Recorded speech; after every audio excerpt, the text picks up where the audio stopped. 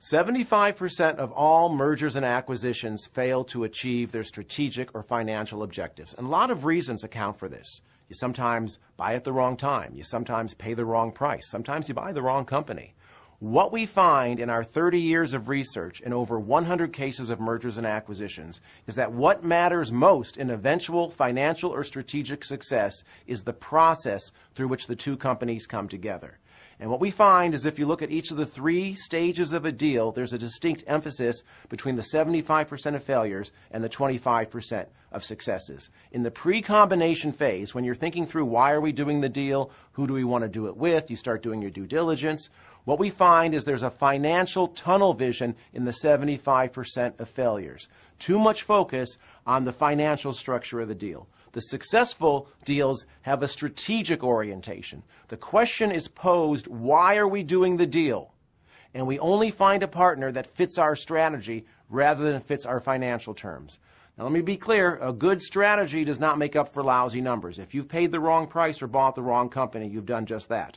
But having a sound strategy up front is critical, because if you have a sound strategy, then we can talk about how does the buyer fit the strategy, how does the seller fit the strategy, and that deflects this head-on battle, which leads us to the combination phase. After the deal's done and the two companies come together, start planning how to move forward, the typical emphasis is politicking, people digging in, protecting their turf, trying to fend off overtures from the other side. In the successful cases, you bring the two sides together in a planning orientation. And what matters here is whether it's a merger or acquisition. In a merger, we're building a new entity out of 2 former companies. So whose way is better? Maybe your way, maybe my way, maybe a different way. In an acquisition, I'm taking you over, but you can still involve people in planning how to move from their way to your way. Then that brings us to the post-combination phase. This is after the planning occurs and you start implementing. I get calls 18 months after a deal's done.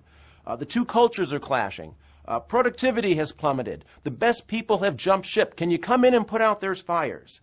And there's lots that we can do to come in and put out those fires. But the successful orientation is marked by flexibility. Successful mergers and acquisitions have a lot of mid-course corrections. So what we find is if you start out with a sound strategy, have a very good planning process, employees will then take mid-course corrections in stride. And think about it. That's how M&A is done.